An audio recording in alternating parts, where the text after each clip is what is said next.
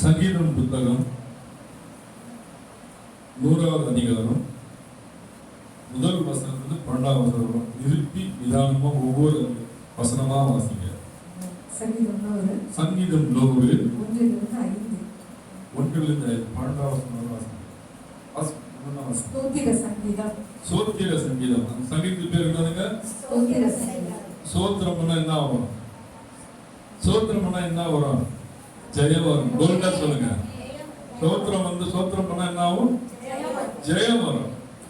தெரியாதவங்க சோத்திரம் சொல்றது ஏதோ ஒரு தவறான வார்த்தை நினைக்கிறாங்க. அது வந்து ஒரு பலி. தேவன் சிலுவையில் அறிவிக்க முடியாம அதுக்கு முன்பு வந்து ஆடு மாடுகளை பலியிட்டாங்க. தேவன் சிலுவையில் பரநிலை ஏறின பிறகு சோத்திர பலி, வாயின் கனி சோத்திர பலி தான் எதிர்பார்க்கிறாரு. நம்மகிட்ட எதுவுமே உண்மையை எதிர்பார்க்கிறாரு, சோத்திர பலி எதிர்பார்க்கிறாரு. சோத்திர பலி நம்ம சொல்ல முடியல, சொல்லல, சொல்ல முடியல, சொல்லுங்களேன், சொல்ல முடியல. செலவாகுமா? ஒண்ணுமே இல்லை, டைம் தான் ஆகும். டைம் ஒதுக்கி சோத்திர பலி நம்ம குடும்பத்துக்கும் பிள்ளைகளுக்கும் தனிப்பட்ட தேவைக்கும் சோத்திர பலி தான். சோத்திர பலி இருக்கிறப்போ எல்லாவற்றும் ஜெயமாய் மாற்ற தேவனால் கூடும். ஆமென். அல்லேலூயா. போங்க வசனத்துக்கு போங்க. அல்லேலூயா. பூமியின் குடிகளே எல்லாரும் கர்த்தரை கம்பீரமாய் பாடுங்கள். கம்பீரமாய் பாடுங்கள். பூமியின் குடிகளே யாரு? நம்ம தான். கர்த்தரை எப்படி பாடணும்? கம்பீரமாய் பாடணும். கம்பீரமா பாடணும். நம்ம எப்படி பாடணும்? இப்ப கம்பீரமா பாடணும்னு சொல்றவங்க நீ சொல்ல முடியுமா? ஆமென். கம்பீரமா பாடணும். எங்க வந்து வெளியே கம்பீரமா இருந்தது, ஆலயத்துல வரப்ப கம்பீரமா பாடணும், உண்மையா பாடணும். வாசிங்க. பூமியின் குடிகளே எல்லோரும் கர்த்தரை கம்பீரமாய் பாடுங்கள். மகிழ்ச்சியோடு கர்த்தருக்கு ஆராதனை செய்து, சோகமா இல்ல, சோர்ந்து போய் இல்ல, முழு பலத்தோடு கூட ஆராதனை செய்யணும். கம்பீரமா தான், முழு பலன் கம்பீரமா சொல்றாரு. சந்தோஷமா ஆராதிக்க சொல்றாரு. அவள் இருக்கும், கஷ்டம் இருக்கும், பிரச்சனை இருக்கும், அவமானம் இருக்கும், நிந்தை இருக்கும், அவர்கள் மத்தியில கம்பீரமா பாடணும், சந்தோஷமா பாடணும். பாத்தீங்க மறுபடியும். மகிழ்ச்சியோடு கர்த்தருக்கு ஆராதனை செய்து ஆனந்த சத்தத்தோடு அவர் சந்நிதி எங்க வாங்க சொல்றாரு? சந்நிதி என்ன சொல்லுங்க, உங்களுக்கு தெரியும். ஆலயத்துக்கு வாங்க, ஆலயத்துக்கு வாங்கன்னு கூப்பிடுறாரு. மறுபடியும் வசனத்தை வாசிங்க. மகிழ்ச்சியோடு கர்த்தருக்கு ஆராதனை செய்து ஆனந்த சத்தத்தோடு அவர் சந்நிதி முன் வாருங்கள். ஆனந்த சத்தத்தோட பாடல் துதியோடு வாங்கன்றாரு. வந்து மௌனமா இருக்காதீங்க.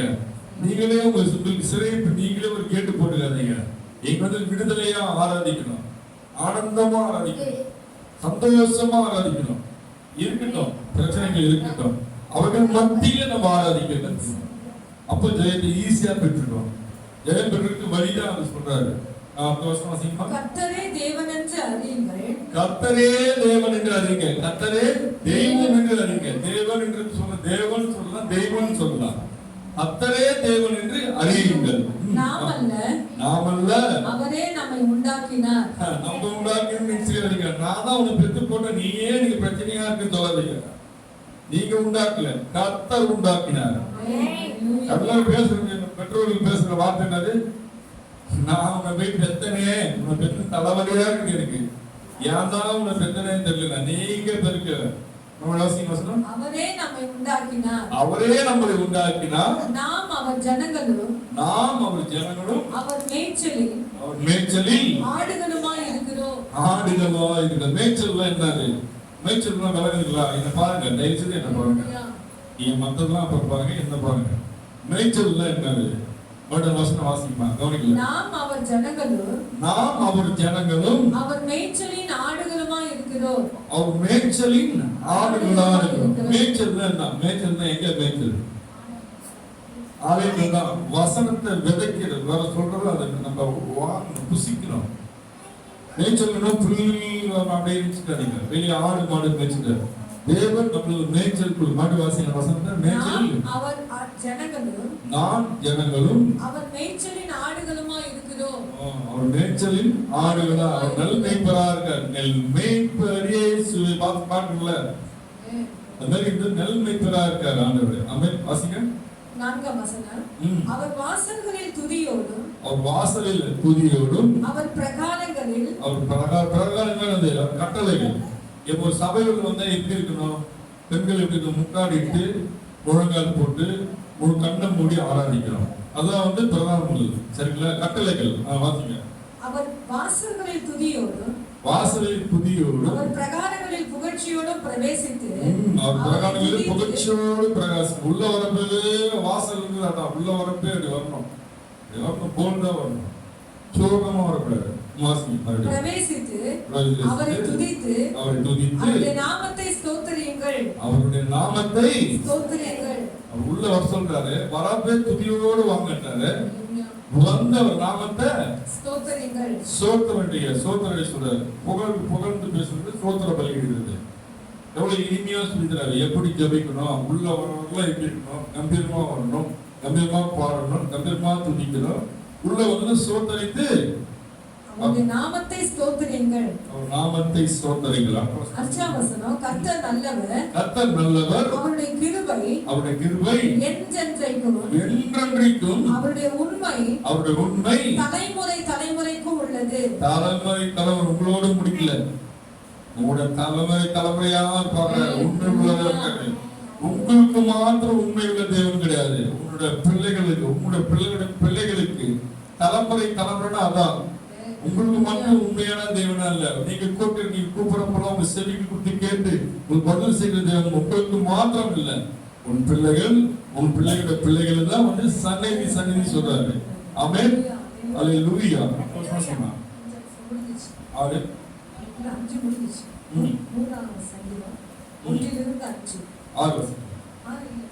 இல்ல 12 வசனம். இல்ல 5 முடிஞ்சிச்சு. 5 தான். ஓகே. அது ஸ்தோத்திரம். லேவியாவுக்கு 19 லேவியாவுக்கு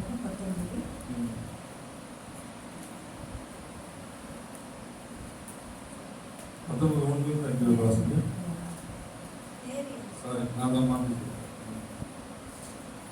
பின்னும் கர்த்தர் மோசேயை நோக்கி, நீ இஸ்ரவேல் புத்திரரின் சபை அனைத்தோடும் சொல்ல வேண்டியது என்னவென்றால், உங்கள் தேவனும் கர்த்தருமாகிய நான் பரிசுத்தர், ஆகையால் நீங்களும் பரிசுத்தராயிருங்க. அவர் மட்டும் பரிசுத்தன்னு சொல்ல வரல.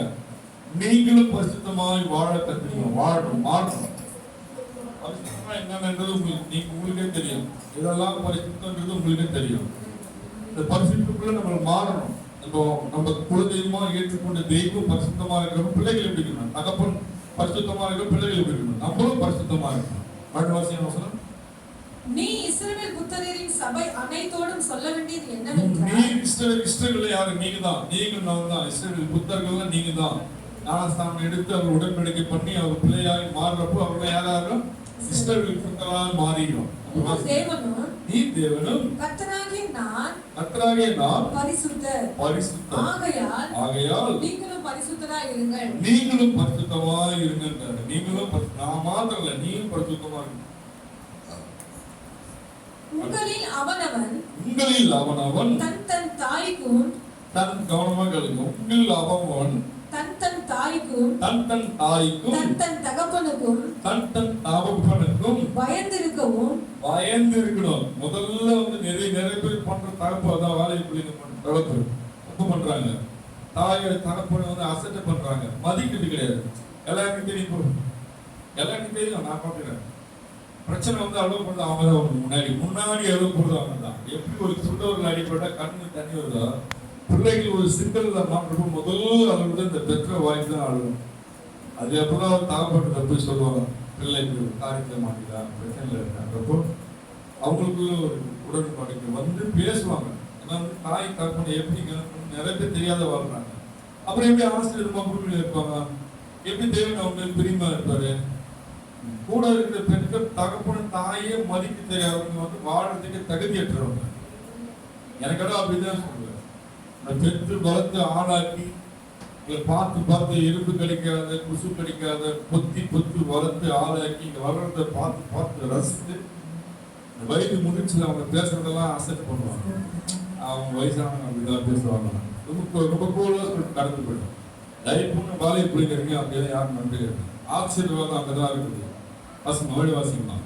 உங்களில் அவனவன் தன் தன் தாய்க்கும் தன் தகப்பனுக்கும் பயந்திருக்கவும் என் ஓய்வு நாட்களை ஆசரிக்கும் கடவுளே. ஓய்வு நாட்கள் என்ன சொல்லுங்க? சொல்லுங்க. நீங்களும் சொல்லுங்க. ஓய்வு நாட்கள் என்ன? இன்னைக்குதான் ஞாயிற்றுக்கிழமை ஓய்வு நாள். அன்னைக்கு எந்த வேலையும் செய்யக்கூடாது.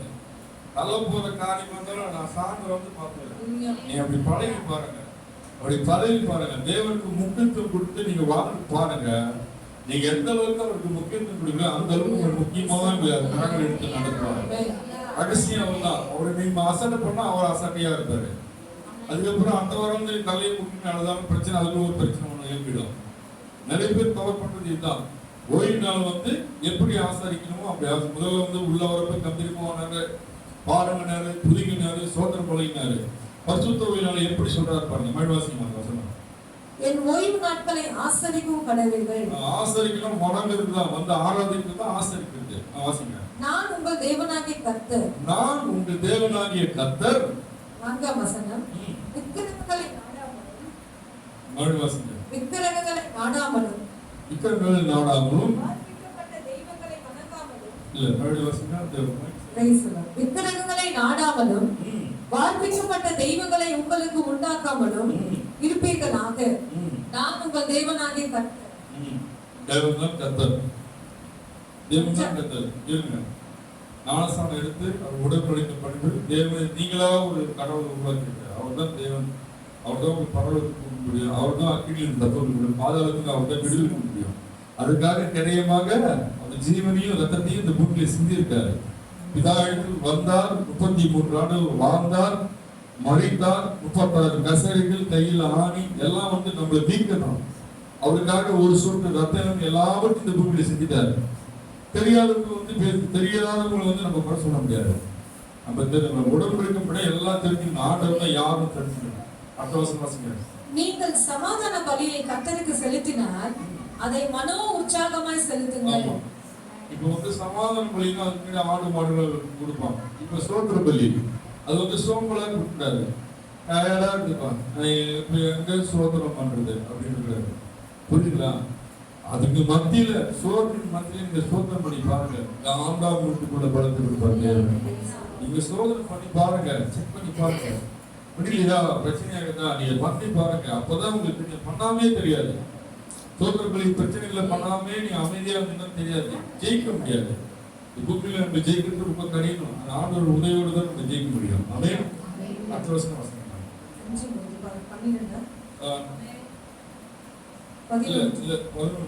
நீங்கள் களவு செய்யாமலும் வஞ்சனை செய்யாமலும். களவு வஞ்சனை என்ன சொல்லுங்க, தப்பா சொல்லுங்க. களவு களவு களவு களவுன்னா என்ன தெரியல, தமிழ் புரியல. தமிழ் புரியல, இங்கிலீஷ்ல சொல்லுவாங்க. களவு போனாலும் திருடாத இருக்கிறாங்க. மற்றவங்க பொருளை திருடக்கூடாது, எடுக்கக்கூடாது, எடுக்கக்கூடாது. மற்றவங்க பொருள் மேல ஆசைப்படக்கூடாது. அவங்க பொருள் அவங்ககிட்ட தான் இருக்கணும். மற்றவங்க பொருளை எடுத்து நம்ம உரிமை கொடுக்கலாம். களவு செய்யாத, வஞ்சனை பண்ணாமலும். வஞ்சனை போடக்கூடாது. நம்ம வச்சிருப்போம் 10 பேர் உட்காந்துங்கன்னா ஒரு தட்டில் மட்டும் நிறைய இருப்பாங்க. இருப்பாங்களா? இருப்பாங்க. அம்மாவே பண்ணுவாங்க. 4 புடி பிடிச்ச புடி பண்ணி நிறைய வைப்பாங்க. சாப்பாடு போடும்போது 2 சைலண்டா போயிடுவாங்க. எப்படி போவாங்க? தாய் தான் நல்ல 4 பிள்ளை, ஒரு பிள்ளை பெரியமா இருக்கும், செல்ல பிள்ளையா இருக்கும், முதல் பிள்ளையா இருக்கும். 2 ஏதாவது ஒன்று தான் இருக்கும். முதல் பிள்ளையா அந்த கடைசி பிள்ளையா இருக்கும். அவனா கொஞ்சம் அந்த ஏதோ ஒரு வெஜிடேரியன் சொல்ல போறாங்க. நான் வெஜிடேரியன் அதிகமாக மூணு பார்க்க போறான்னு போயிடுவாங்க. ஆனா சொல்றது தெரியாது, பண்ணிக்கிறாங்க, அது சிரிக்கிறாங்க. அந்த மாதிரி தாய்க்கு அப்படிதான். தாயினாலுமே இறக்கம் தானே. அன்பு அதுக்கு ஈடே கிடையாது. அப்புறம் வாசிப்போம். வஞ்சனை பண்ணாமலும் ஒருவருக்கொருவர் பொய் சொல்லாமலும் இருங்கள். வஞ்சனை பண்ணாதீங்க. இனிமேல் வந்து எல்லாருக்கும் ஒரே மாதிரியா இருக்கணும். வஞ்சனை பண்ணக்கூடாது. இது ஒருத்தருக்கு அந்த ஒருத்தருக்கு எல்லாரும் ஒரே நிலையில நம்ம செய்யணும், பார்க்கணும். வஞ்சனை பண்ணக்கூடாது. அந்த வச்சுக்கிட்டே வஞ்சனை வச்சிருப்பாங்க பாக்கெட்ல. ஒரு 20 ரூபாய் இருக்கணும், எனக்கே இல்லையே அப்படின்னா நீ கொடுத்து போற, இல்லாததுல கொடுத்து பார்த்ததான் தெரியும்.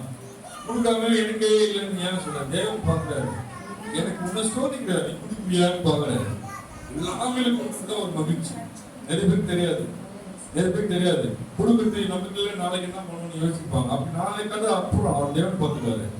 நீங்க வச்சுக்கினே வஞ்சனை பண்ணாதீங்க. இல்ல அவங்க எந்த நிலையில வந்து கேட்கறாங்க, வெக்கத்தை விட்டு உங்ககிட்ட கேட்கிறப்போ கொடுக்க மனம் ஒரு மகனம் உகந்து கொடுக்கணும். மன மகிழ்ச்சியா கொடுக்கணும். அது கொடுக்குறது நம்ம தாக்கிறோம்னா தேவன் கிறிஸ்துத்தானம் பண்ணக்கூடாது. தேவன் அருள்கிறார். நாடி தேடி வந்து ஒரு உதவி நம்ம செய்யற கேட்கிறப்போ உன்னால முடிஞ்சதை செய்யணும். முடியலன்னா முடியலன்னு சொல்லிட்டு நெக்ஸ்ட் அவங்க வேற யாராவது பார்ப்போம். இந்த பழக்கத்தை கண்டிப்பா வச்சுக்கணும். தரன்னு ஏமாத்தக்கூடாது. முடியாதுன்னா முடியாதுன்னு சொல்லிடணும். அதுக்கப்புறம் அதுக்கேற்ற மாதிரி அவங்க மாத்திக்குவாங்க. ஒருவருக்கு ஒருவர் பொய் சொல்லாமலும் இருங்கள். ஒருவருக்கு ஒருவரும் பொய் சொல்லாமலும் இருங்கள். எப்படி நம்மளை கைட் பண்றாரு பாருங்க. எப்படி இருக்கணும், எப்படி பக்தியில வளரணும். நடைமுறை வாழ்க்கையில வந்து நம்மளை சுத்தி அநேகர் பாக்குறாங்க. பக்கத்து வீட்டு பாக்குறாங்க, எதிர் வீட்டு பாக்குறாங்க, மேல் வீட்டு பாக்குறாங்க, கூட பிறந்தவங்க பாக்குறாங்க, பெற்றோர்கள் பாக்குறாங்க, கணவன் பாக்குறாங்க, எல்லாரும் பாக்குறாங்க. அவங்க முன்னாடி எப்படி இருக்கணும்? ஒருவருக்கு ஒருவர் பொய் சொல்லாமல், ஒருவருக்கு ஒருவர் பொய் சொல்லக்கூடாது. மற்றவங்கிட்ட பொய்யே சொல்லக்கூடாது. பொய் சொல்லாம இருந்து பாருங்க, கஷ்டம்தான். ஆனா இருந்து பாருங்க. பொய் சொல்லாம இருக்குன்னா உங்க அப்பா பைத்தியக்காரன்னு சொல்றாங்க. அப்படிதான் நிறைய பேர் சொல்லிக்கிறாங்க. அதனால அப்படிதான் சொல்லுவாங்க. அவங்க சொன்னா சொல்லிட்டு போனாங்க. உண்மையா தேவன் பார்க்கறாரு, அந்த உணர்வோடு செயல்படணும். நாமத்தை கொண்டு நாமத்தை கொண்டு பொய்யான இடுகிறதினால், பொய்யான இடுகிறது பாருங்க. ஆண்டவருடைய சத்தியம் புனிதமா சொல்றாங்க. ஆண்டவர் முன்ன வச்சு ஆண்டவர் சத்தியமா சொல்றாங்க. இல்ல அப்படின்றோம். நாமத்தை கொண்டு அவரை கொண்டு நாமனா யார்? நாமனா இயேசு. அவர் நாமத்தை கொண்டு பொய்யான இடுகிறதினால் உங்கள் தேவனுடைய நாமத்தை பரிசுத்த குலைச்சல் ஆக்காமலும் இருப்பீர்களாக. அவர் நாமத்தை அவமானப்படுத்தாம இருங்க. அவர் அர்த்தமா சொல்லாம இவங்க எல்லாத்தையும் இயேசு இழுத்துக்குவாங்கப்பா, இயேசு முன்னாடி வச்சு சத்தியம் பண்ணுவாங்க அப்படி சொல்லாம அவரை அவமானப்படுத்தாதீங்க. சரிங்களா? நாமத்தை பரிசுத்த குலைச்சலாக்காமலும் இருப்பீர்களாக. பரிசுத்த குலைச்சலாக்காமல் நான் கர்த்தர். நான் கர்த்தர் எச்சரிக்கிறார். எந்த இடத்துல நீ நாமத்தை வந்து உபயோகப்படுத்தாது. உண்மைக்கு உபயோகப்படுத்துங்க, பொய்க்கு உபயோகப்படுத்தாது. 13ஆம் வசனம். பிறனை ஒடுக்காமலும் கொள்ளையிடாமலும் இருப்பாயாக. 18ஆம் வசனம். படிக்கு படி வாங்காமலும் உன் ஜன புத்திரர் மேல் போராமை கொள்ளாமலும் பழி வாங்க நம்மளை தவறு பண்ணாதா அதை கடந்து போயிருங்க. பழி வாங்கணும்னு முடிவோடு இருக்காதீங்க. அது ஆண்டு திரும்பல. பழி வாங்கணும்னு நினைக்காதீங்க. யாரு பழி வாங்கணும்னு தெரியல. யாராவது பழி வாங்க தயவுசெய்து உங்க முடிவை மாத்திக்க. அடுத்த வாசங்க. உன்னில் நீ அன்பு கூறுவது போல். உன்னில் உன்னை நீங்க வெறுப்பீங்களா? வெறுக்க மாட்டோம். நம்ம வெறுப்போமா? நல்லா ட்ரெஸ் பண்ணணும், கலவாகணும், நீட்டா அழகு பண்ணணும். நம்மளே அதுபோல் பிறரையும் நேசிக்கணும். பிறரிலும் அன்பு கூர்வாயாக. நான் கர்த்தர். மறுபடியும் சொல்றாரு, பிறர் மீது அன்பு கூறணும். எரிச்சலோடு இருக்கக்கூடாது. பிறர் மீது எரிச்சலோடு இருக்கக்கூடாது, கோபத்தோடு இருக்கக்கூடாது.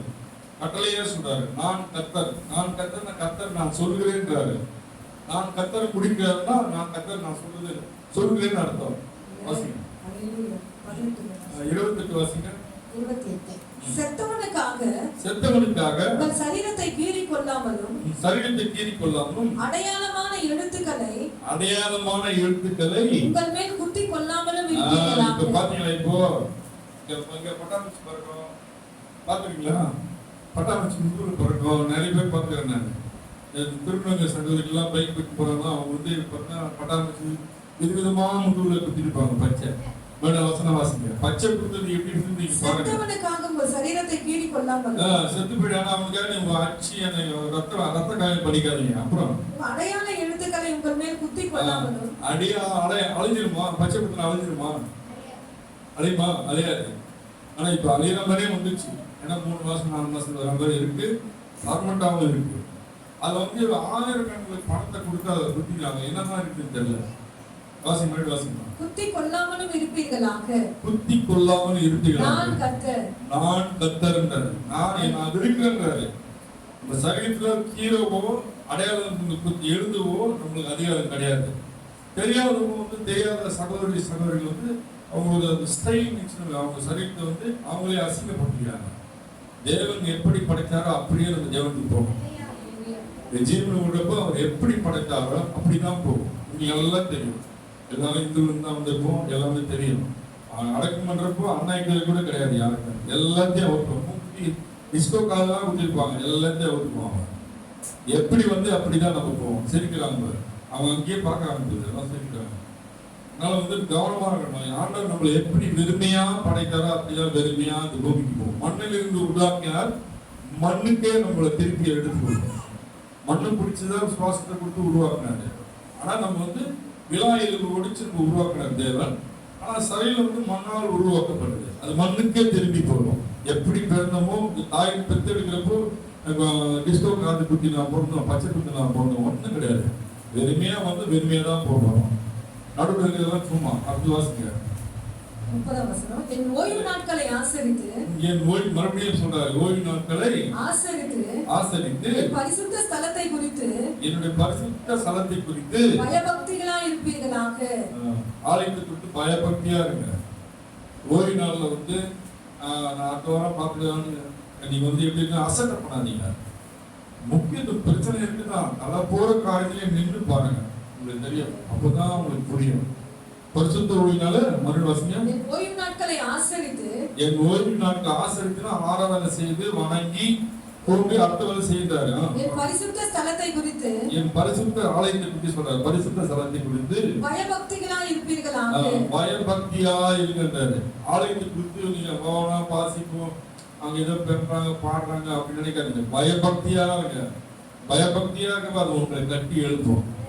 பக்தி உள்ளவன் ஒரு நாளும் வெக்கப்பட்டு போக மாட்டான். இப்படி இல்லாம அதை குறையா இருக்கா வந்து ஜெயத்தை பெறாம இப்படி அப்படியே போராடிக்கிட்டு இருப்பான். பக்தியாய் வந்து ஆலயம் இங்க ஆண்டவர் இருக்கிற அந்த உணர்வோடு நம்ம அமர்ந்து பயபக்தியா கண்களை மூடி ஆராதிச்சு வசனத்தை கவனமா கேட்கிறப்போ நான் எழுதி கொண்டு பேசுகிறேன். வேதத்தில் உள்ள வசனத்தை தான் நம்ம பேசுறோம். வேதத்தை குறிப்பு எடுத்து இந்த வேதத்தில் உள்ள வசனம் நம்மளுக்காக எழுதப்பட்டது. நம்மளை எப்படி சீர் பண்ணணும், நம்ம எப்படி இந்த பூமியில வாழணும், எப்படி ஆலயத்துக்கு வரணும், ஆலயத்துல வந்து நம்ம எப்படி நடந்துக்கணும், ஊழியர்கள் எப்படி நடந்துக்கணும், அப்படிதான் நம்மளை வந்து உருவாக்குறாரு. வசனத்து மூலமா உருவாக்க. நான் எடுத்து சொன்ன கேட்பீங்களா? பைபிள் இருந்து எடுத்து வாசிப்பதை காது கொடுத்து கண்கள் விட்டு கேட்குறீங்க. நான் பேசுற வார்த்தை நிற்காது. ஆனா இந்த ஜீவன வார்த்தை நிற்கும். கவனமா கேட்கிறப்ப நிற்கும். 100 வார்த்தை ஒரு வார்த்தை நின்று உங்களை போய் நடக்கும். ஆமென். வாசிங்கம்மா. 32 வாசிங்க. நரைத்தவனுக்கு முன்பாக எழுந்து. நரைத்தவனுக்கு முன்பாக எழுந்து. முதிர் வயதுள்ளவன் முகத்தை கனம் பண்ணி. முதிர் வயதுள்ள யாராவது கனம் பண்ணீங்களா? பசங்க எப்படி பேசலாம், வெளி பேசலாம். பெருசு வந்துச்சு, பெருசு வரம் போறீங்களா? சொல்றாங்களா இல்லையா? நான் உங்களுக்கு புரியாம நீங்க பேசுற மாதிரி பேசுறேன். பிள்ளையே சொல்றாங்க பெருசு வரம். மறுபடி வாசிங்க. நரைத்தவனுக்கு முன்பாக எழுந்து. நரைத்தவனுக்கு முன்பாக எழுந்து. முதிர் வயதுள்ளவன் முகத்தை. முது வயதுள்ள யாரு? அம்மா இருக்காங்க, பின்னாடி இருக்காங்க. அவங்களுக்கு வந்ததும் சோத்திரம் சொல்லணும். எப்படி கவனம் பண்ணா சில பிள்ளைங்க கவனிங்க. இப்படிதான் 2 பொண்ணுங்க இந்த மகளுக்கு தான் சொல்றேன். பெரியவங்களை பார்த்தா ஆண்டி சோத்திரம், ஆண்டி சோத்திரம், ஆட்சி சோத்திரம் சொல்லி கணப்பன் வாசிங்க. முகத்தை கனம் பண்ணி. முகத்தை முன்னாடி வாசிங்க. நரைத்தவனுக்கு முன்பாக எழுந்து. நரைத்தவனுக்கு முன்பாக எழுந்து பக்காயினே சோத்திரம் சொல்லக்கூடாது. சோத்திரம் எழுந்துட்டு சோத்திரம். இது தரங்களை கூப்பிட்டு சோத்திரம். மற்றவங்களை கனம் பண்ணு. அப்பதான் உங்க தேவன் கனம் பண்ணுவாங்க. தெரியாம பிள்ளைங்க இருக்கிறார். கனம் பண்ணாம இருந்தாதான் அவருக்கு திருத்தமா நடக்க கற்றுக்கணும். அப்படி எல்லாம் தேடி வரும். உங்களுக்கு தேவையான எல்லா வசதி வாய்ப்பு எல்லாம் அவர் கொடுப்பாரு. வாசிங்க முன்னாடி வாசிங்க. நரைத்தவனுக்கு முன்பாக எழுந்து. நரைத்தவனுக்கு முன்பாக எழுந்து. முதிர் வயதுள்ளவன் முகத்தை கனம் பண்ணி. முதிர் வயதுள்ள முகத்தை கனம் பண்ணி. தேவனுக்கு பயப்படுவாயாக. நான் கர்த்தர். தேவனுக்கு பயப்படுவாங்க. மனுஷன் வயசானவங்களுக்கு எப்படி தொலை நீ தேவனுக்கு பயந்து அவர் முகத்துக்கு நேரம் சொல்றோம். கனம் பண்ணணும். கடனா கை எடுத்து கும்பிட்டு சோத்திரம். நல்லா இருக்காச்சு சோதனை சொல்லி நல்லா இருக்குல்ல அப்படின்னு கேட்கணும். யாரோ இருந்தாலும் சரி, யாரா இருந்தாலும் பழக்குங்க. வாசிக்கணுமா? 37 வாசிங்க. ஆகையால் என்னுடைய கட்டளைகள் யாவையும் என்னுடைய நியாயங்கள் யாவையும் கைக்கொண்டு அவைகளின்படி நடக்க கடவீர்கள். கைக்கொண்டுன்னா விளங்குங்களா? கைக்கொண்டுன்னா அது பிரகாரம் நடக்குன்றாரு. இப்ப சொன்னதெல்லாம் இதை நீங்க ஃபாலோ பண்றப்போ நீதிமானாய் மாற்றப்படுவீங்க, தேவனுக்கு பிடித்த பிள்ளையாய் மாற்றப்படுவீங்க. அதுக்குதான் இவ்வளவு விஷயங்களை சொல்லி கொடுக்குறாரு. இப்படி வாங்க, ஆலயத்துல வாங்க, இப்படி வாங்க, உள்ள வரப்ப இப்படி வரணும், எப்படி பாடணும், துதிக்கணும், பெரியவர்களை எப்படி மதிக்கணும், தாய் தகப்பனை எப்படி எல்லாம் ஒருத்தரையும் இல்லை. அவரு வயசானவங்களையும் கனப்படுத்த சொல்றாரு, பெற்றோர்களையும் கனப்படுத்த சொல்றாரு. என்னுடைய கட்டளைகள் யாவையும் என்னுடைய நியாயங்கள் யாவையும் கைக்கொண்டு அவைகளின்படி நடக்க கடவீர்கள். அவர்களின்படி நடக்க கடவீர்களாக. நான் கர்த்தர் என்று சொல் என்றார். நான் கர்த்தர் என்று சொல்றேன். நானே கர்த்தர் என்று சொல்கிறேன்றாரு. நான் சொல்ல கர்த்தரே உங்களுக்கு சொல்றாரு. நான் நீங்க வந்து கவனமா இருங்க. பெரியவங்க நடுவயர்களுக்கு சொல்றேன். வயதான மாமியார் எல்லாம் வந்து நீங்க அசட்டை பண்ணாதீங்க. ஆசிரியர்கள்லாம் வேலை தங்கி இருக்குது, கஷ்டமாதான் இருக்கும். அவங்க பண்றதெல்லாம் கஷ்டமா, அதை நீங்க பொருட்படுத்தாமல் அவங்களை கனப்படுத்தி அவங்களுக்கு அவங்க நடத்துகிறப்போ அது சன்னதி அந்த ஆசிரியர் உங்களுக்கு தொடரும். உங்க நிலைமை வேணா நீங்க கஷ்டப்படுற மாதிரி ஒரு சூழ்நிலை இருக்கலாம். ஆனா நம்ம சொத்து சேர்க்கிறோமோ, வீடு வாசல் சேர்க்கிறோமோ இல்லையோ, பிள்ளைகளுக்கு சாபத்தை சேர்க்கக்கூடாது. நெருங்கிய பெற்றோர்கள் அறியாம இருக்கிறாங்க. பெரியவர்களை மதிப்பேன், கேள்வி ஒண்ணுமே தெரியாது, கேவலம் ஒண்ணுமே தெரியாது, அப்படி நம்மளே பேசக்கூடாது. பெரிய தொல்லையா பேசினா பிள்ளைங்க எப்படி மதிப்பாங்க? நம்ம மதிச்சாதான் நம்ம பிள்ளைங்க அவங்கள பெற்றோர்களை மதிப்பாங்க. நம்ம பெற்றோர்கள் அவங்க மதிப்பாங்க. அவங்க இதெல்லாம் வந்து பெரியவர்களை கற்றுக் கொடுக்கணும். நம்ம தான் முன்மாதிரியா இருக்கணும். நம்மளை பார்த்து நம்ம கற்றுக்கணும். பிள்ளைங்க சொல்லியே கொடுத்தவங்க நம்ம கரெக்டா வந்தா பிள்ளைங்க நம்மளை பார்த்து நம்ம தகப்பன் இப்படி இல்லை, நம்ம தாய் இப்படி இல்லை, இந்த குடும்பத்துல யாரும் இப்படி செய்ய மாட்டாங்க, மதிக்காம இருக்க மாட்டாங்க, பெரியவர்கள் மதிப்பாங்க, எல்லாரும் நேசிப்பாங்க. அந்த பக்குவத்துக்கு நம்ம கொண்டு போகணும். சரிங்களா? கம்பெனியில்னா அவங்க எப்படி வருவாங்க? நீ சொன்னா கேட்டுருவாங்க. முதல்ல நீ ஒழுங்கா இருங்கன்னுவாங்க. அடுத்த வார்த்தை என்ன சொல்லுவாங்க? முதல்ல நீங்க ஒழுங்கா பேசுங்க, ஒழுங்கா நடங்க, நீங்க கடவுளுக்கு உண்மையா இருந்து பாருங்க, உங்ககிட்ட பக்தியே இல்லையா, கவர்மெண்ட் அவங்க 1000 கேள்வி கேட்டுட்டே போவாங்க. ஏன்னா சிறு பிள்ளைங்க ஒரு ஸ்டேஜ் வரப்பதான் ஒவ்வொரு பக்கமும் வரும். நம்ம தான் உங்களுக்கு சாட்சியா நிற்கணும். பிள்ளை பணம் பரவாயில்ல, வீடு இல்லைனாலும் பரவாயில்ல, எதுவுமே இல்லைனாலும் பரவாயில்ல, ஆண்டவர் அன்பு மாத்திரம் நம்ம கிட்ட இருந்தா நம்ம சன்னதி ஆசீர்வதிப்பார். ஆமென். புரிதல் வாசிக்கலாமா? அதுல 9ஆம் வசனம் வாசிங்க. 26 9 வாசிங்க. 26ஆவது அதிகாரம் 9ஆம் வசனம் வாசிங்க. நான் உங்கள் மேல் கண்ணோக்கமாயிருந்து நான் உங்கள் மீது கண்ணோக்கமாயிருந்து நான் கர்த்தர்னு சொல்லி முடிச்சாரு. மறுபடியும் என்ன சொல்றாரு பாருங்க. உங்கள் மேல் கண்ணோக்கமாயிருந்து. இது 26ஆவது அதிகாரம் 26 9 26 9வது வசனம் வாசிங்க. நான் உங்கள் மேல் கண்ணோக்கமாயிருந்து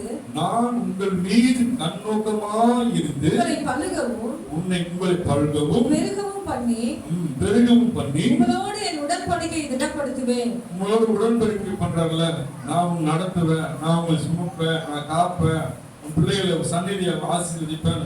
வார்த்தை வருது, நான் அந்த வார்த்தை வசனத்தை எழுதி இந்த வசனம் எனக்கு தான், என் பிள்ளைகளுக்கு தான் சொல்லி நீங்க வசனம் மேல கை வைத்து ஜெபிக்க கத்துங்க. அப்படின்னா வந்து வாசிங்க, மறுபடி வாசிங்க. நான் உங்கள் மேல் கண்ணோக்கமாயிருந்து பழுகவும் பெருகவும் பண்ணி பழுகவும் சந்நிதியை விருத்தியாக்குவார். பிள்ளைகள் பருக எல்லா விஷயங்களும் பெருக செய்வார். அப்புறம் உங்களோடு என் உடன்படிக்கை திடப்படுத்துவேன். உன்னோடு உடன்படிக்கை எப்போ நம்ம பண்றோம்? அவன் பிள்ளையா மாறி ஞானஸ்தானத்துக்கு உடன்படிக்கை பண்றல, அப்போ அதுக்கு வாக்கு கொடுக்குற. வாசிங்க. நான் உங்கள் மேல் கண்ணோக்கமாயிருந்து உங்களை பழுகவும் பெருகவும் பண்ணி உங்களோடு என் உடன்படிக்கை திடப்படுத்துவேன். உடன்படிக்கை ஞானஸ்தானத்துக்கு பண்றதுன்னா திடப்படுத்துவாராம், உறுதிப்படுத்துவேன்றார். உங்களோடு பிள்ளையை நான் ஏற்றுக்கொண்டல, மகளா நான் ஏற்றுக்கொண்டல, அதை நான் உறுதிப்படுத்துவேன்றாரு. உறுதிப்படுத்துவேன்னு சொல்றாருன்னா என்னது? உங்களோடு கூட இருந்து நான் வழி நடத்துவேன்னு சொல்றாரு. எல்லா சூழ்நிலையும் உங்களோடு கூட இருந்து நான் வழி நடத்துவேன்னு சொல்றாரு. அதான் உறுதிப்படுத்துறாரு. அவர் 12ஆம் வசனம் வாசிங்க. நான் உங்கள் நடுவிலே உலாவி உங்கள் தேவனாய் இருப்பேன். உங்க தேவனா இருப்பேன். நீங்க நினைக்கலாம் இப்ப வந்து நம்ம தான் உட்காந்துக்கிறோம், ஒரு கொஞ்சம் சின்ன கூட்டமா இருக்கிறோம், தேவன் உலாவுல நினைக்காதீங்க. தயவு செய்து ஆலயத்துக்குள்ள தேவன் உலாவுலாம் விசுவாசத்தோடு இருங்க. நீங்க அந்த விசுவாசத்தோடு இருந்தாதான் நீங்க ஜெயத்தை பெற்ற முடியும். இது ஒரு அறை, ஒரு வீடு மேல இருக்கு, ஒரு ஆலயத்துக்குள்ள சும்மா வந்து உட்காந்து நினைச்சுக்காதீங்க. தேவன் உலாவுங்க உங்களுக்கு. அது நீங்க அந்த அனுபவத்துக்கு செய்யணும். உங்க சரீரம் உணரும், கிராஸ் பண்றப்போ உணரும், அந்த வஸ்திரம் மேல படுகிறப்போ உணரும். நாங்க உணர்ந்திருக்கோம். அதனால நாங்க தைரியமா உங்க பிரசங்கம் பண்றோம். ஆலயத்துல உழவை கொண்டுதான் இருப்பாரு, ஒவ்வொருவரையும் பார்த்து கொண்டுதான் இருப்பாரு. நீங்க எந்த நிலையில வந்திருக்க, உங்க சரீரம் எப்படி இருக்கு, உங்களுக்கு என்ன தேவைன்றது நான் பாக்குறவே இல்லை. தேவன் உங்களை சுற்றி சுற்றி வந்து கூட வாசிக்க. நான் உங்கள் நடுவிலே உலாவி உங்கள் தேவனாய் இருப்பேன். யாராவது சொல்ல முடியுமா? அவங்க மத்தியில உலாவி உங்களை பார்த்து ஒவ்வொருவராக பார்த்து உங்களுடைய தேவனாய் இருப்பேன்னு சொல்றாரு. வாசிங்க. நீங்கள் என் ஜனமாய் இருப்பீர்கள். அவர் உங்களுடைய தேவன் சொன்னபடி யாரா மாறுறீங்க? அவருடைய ஜனமாய் மாறுறீங்க. இதான் உடன்படி.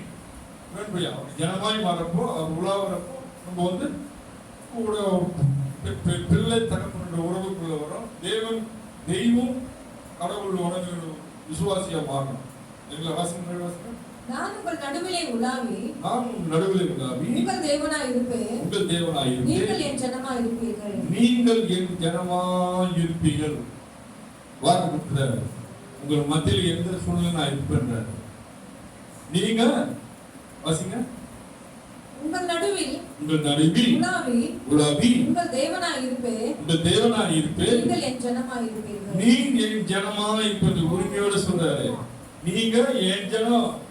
பேசுறதுல சொந்தக்கார எப்படி பேசுறாங்க? எங்க ஜனம் வந்தாங்க போன்னு சொல்றாங்கல்ல. இந்த மாதிரி தேவன் ஆலயத்துல இருந்து என்ன சொல்றாரு? என் ஜனம்னு சொல்றாரு.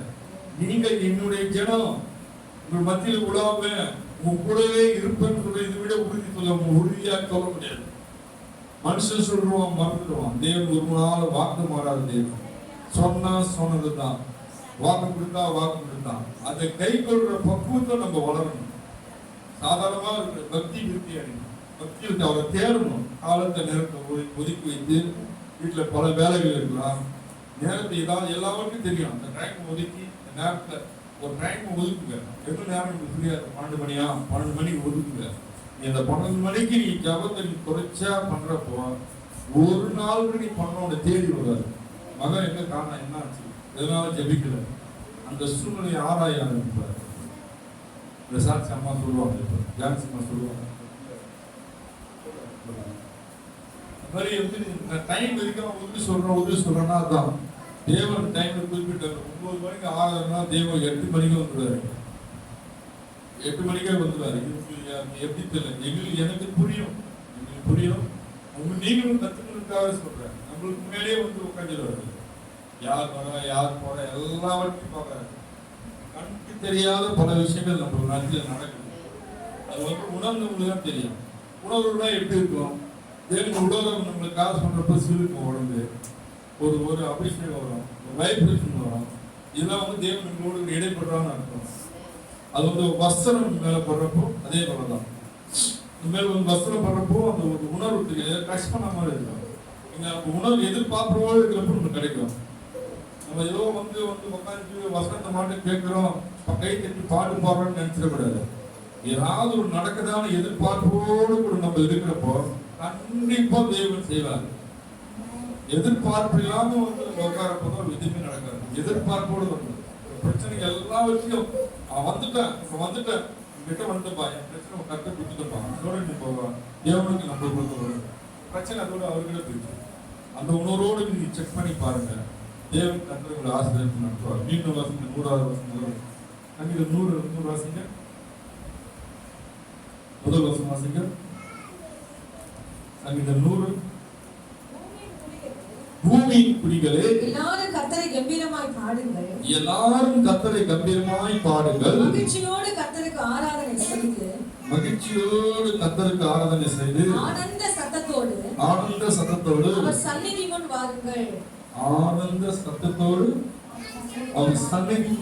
வாருங்கள். எல்லாரையும் கூப்பிடுறாரு, வாங்க நாளைக்கு வாங்க கூப்பிடுறாரு. ஆனந்த சத்தத்தோடு வாங்க. கர்த்தர் உங்களை ஆசீர்வதிப்பாராக. ஆமென்.